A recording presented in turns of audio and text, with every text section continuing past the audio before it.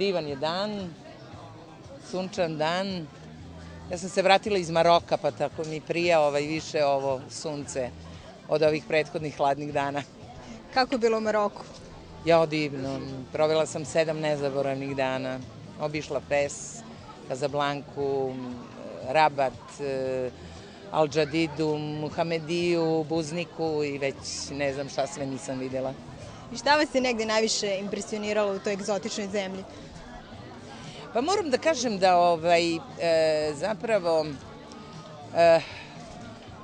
ne mogu, a da se ne osvrnem na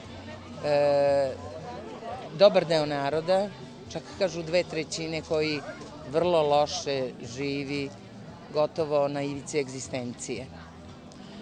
To je nešto što jeste osnovni utisak i da nisam pročitala ovog divnog Nobelovca Kanetija, tu njegovu knjigu gde me on upozorio da ne smem da se pustim i prepustim tom takvom osjećanju, jer neću ništa uspeti lepo da doživim u Maroku. To je snažan, zaista snažan utisak, no toliko je toga različitog, interesantnog u svakom pogledu i smislu od zemlje u kojoj ja živim da mi je bilo jako, jako zanimljivo.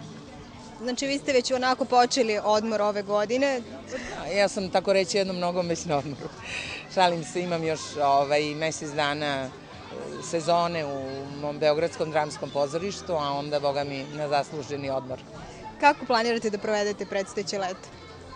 Pa svakako ću dobar deo odmora provesti u Rovinju, a planiram eventualno da odem još 7 dana do Turske. Pa to zvuči sasvim lepo. Nadam se da će biti lepo. Kada je posao u pitanju nove predstave, da li možemo nešto da najavimo možda za jesen, da li se nešto krčka tu polako kod vas, neki novi projekti?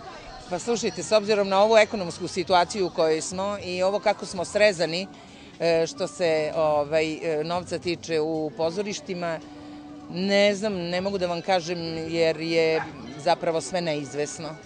Ono što je izvesno još, a to je da ću 1. septembra imati svoju izložbu ponovo u Amsterdamu, zajedno sa Zoranom Tajirovićem i Nevenkom Šešić.